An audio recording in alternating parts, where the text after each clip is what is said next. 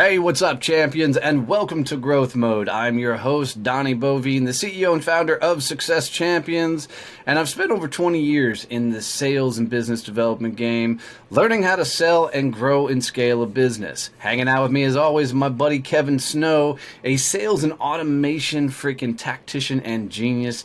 This dude is an absolute freaking rock star when it comes to getting your sales just put all together on the back end of things. So on this show, we talk about all kinds of things: sales, business development. We debate, we laugh, we have a lot of fun. On this episode, Kevin, what the heck are we talking about? We're going to talk about today, Donnie, something that you are not so good at. we're going to talk about why it's really important for salespeople to shut up and listen.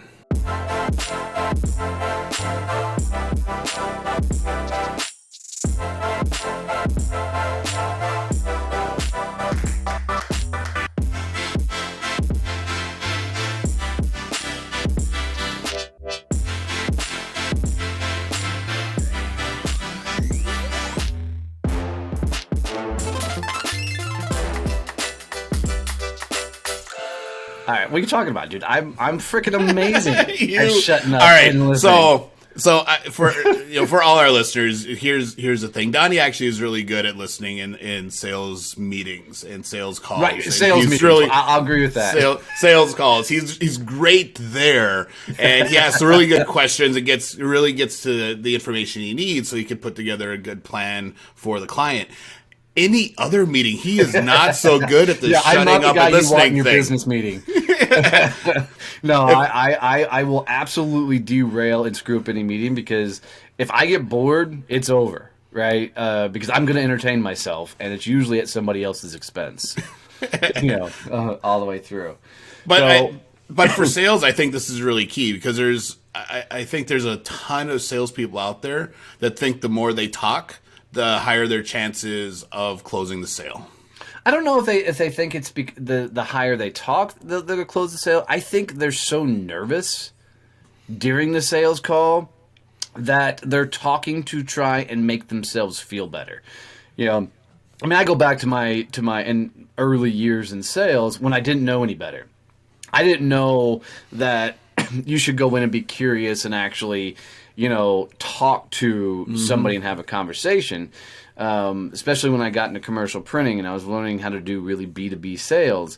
I had this whole 3-ring binder of shit. It was a presentation. It was basically a printed out fucking PowerPoint that I would go through, and I would go to these big companies that I was supposed to be selling printing to, and I'd sit down across from a marketing person, a print buyer, and it was like, all right, let's roll the footage as I go through my freaking, That's exactly how I got taught to sell at my first big corporate sales jobs. They put you in this room for 2 weeks and they teach you this sales presentation that is all based on you flipping through this pitch book. And I think they had this idea that, certain scripted questions are going to get you the information, but it was always just this high level stuff that actually didn't help you build out a solution that would get the client to say, wow, that's cool. I want that. Well, and a lot of that stuff comes back from the Tom Hopkins, the Zig Ziglar days. Brian Tracy could be putting there, Cardone crap, So oftentimes what you're seeing is sales being taught by people that didn't know how to sell, right? They were taught you should do a presentation, so they were teaching other people to do a presentation. The problem is there is probably some areas of business where that presentation style still will sell. I don't know what areas of business there is, but I think it works if you are at the point where you're doing a final presentation to a boardroom.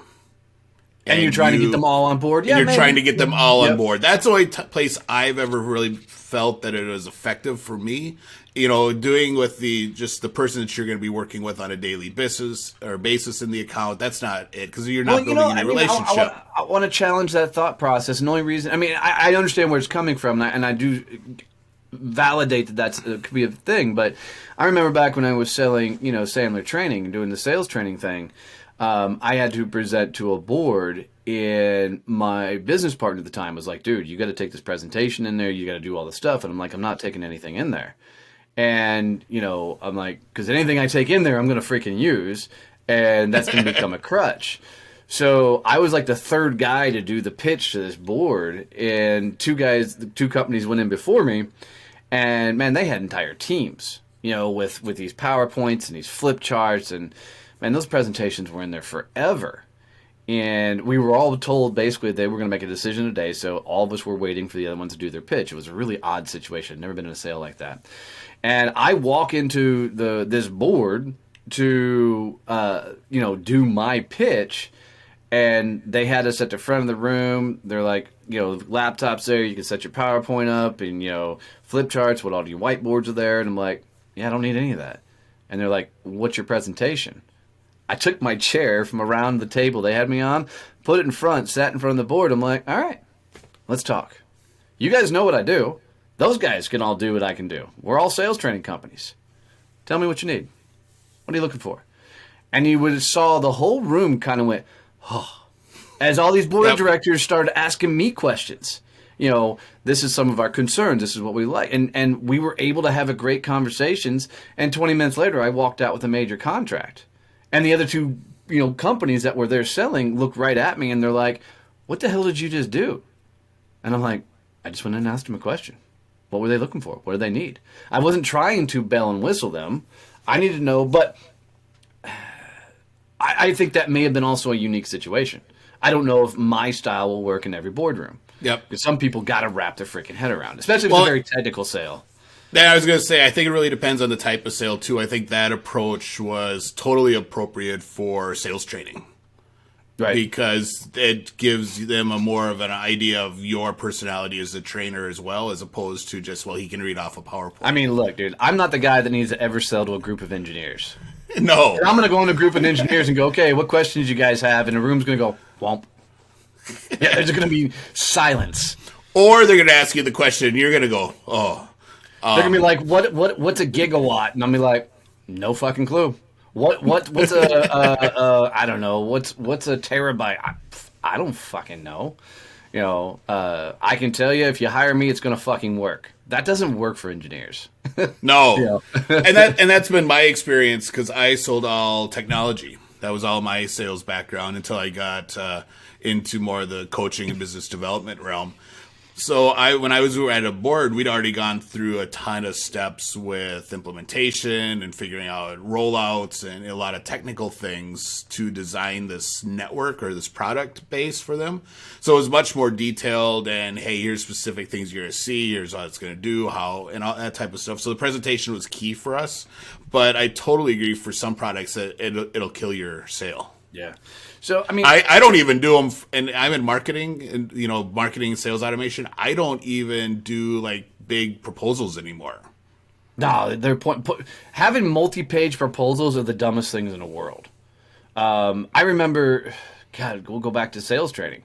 We had this like 40-page freaking proposal that talked about the company history and who the fuck we were and all the capabilities and all the training and all the additional things and the add-ons and all the shit we could do. And at the end of the day, I sold to a lot of high Ds. They flat out don't give a fuck.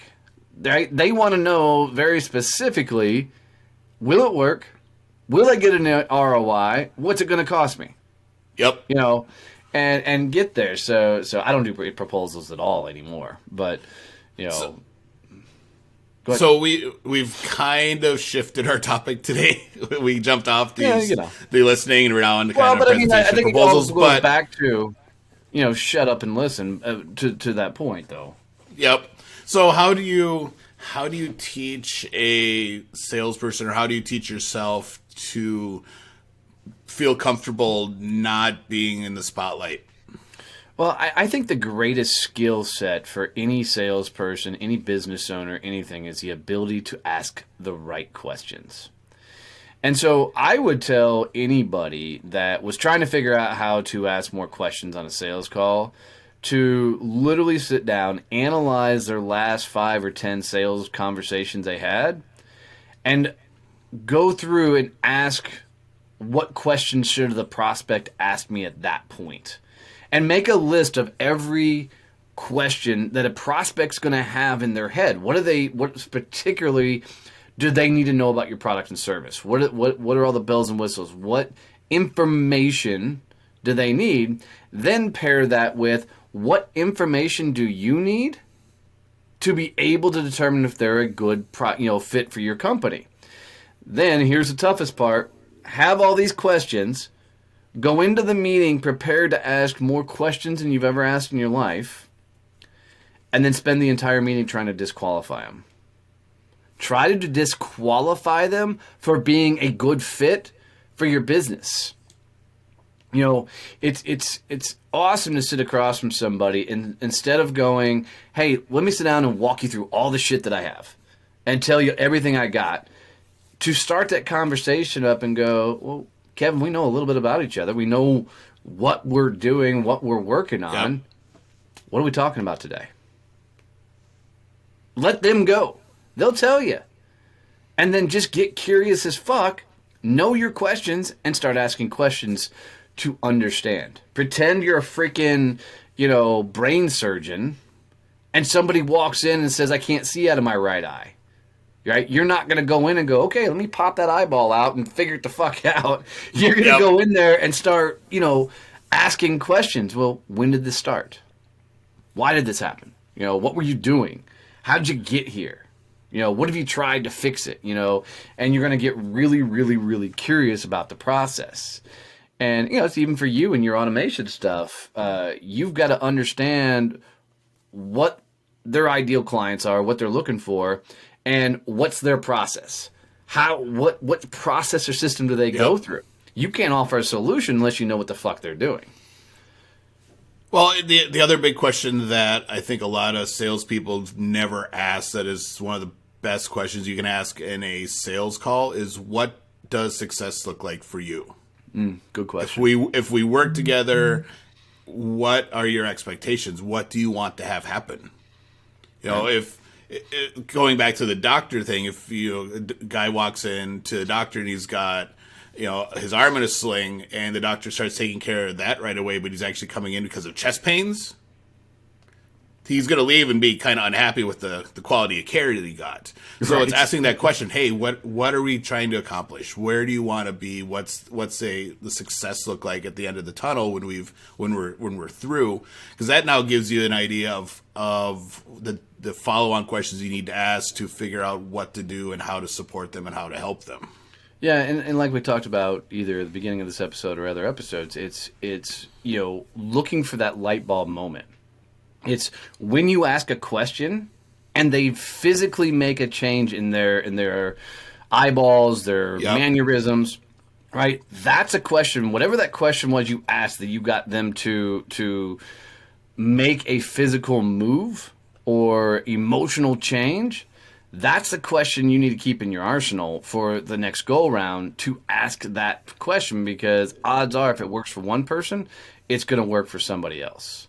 Well, that's also that physical change, that emotional change, and how they answer questions is going to give you a good key as to what's actually important for them. They might say they're looking for increased revenue or increased things, but then they start talking about, time savings, in my case. So that's a lot of it for the owners I work with, is automating getting stuff off their plate. And if they get really excited and animated about that, well, that's really what they need to accomplish. The revenue addition is going to be a bonus for them. Yeah. Well said. Guys, for this episode, I think, the biggest thing you need to think about is, one, how do you get into a meeting and just shut the hell up? You got to start asking a lot of questions. Go make a master list of what are the biggest questions you need to be asking in a business, and on a sales call, in sales conversations, in prospecting, moves. What are those things you need to ask?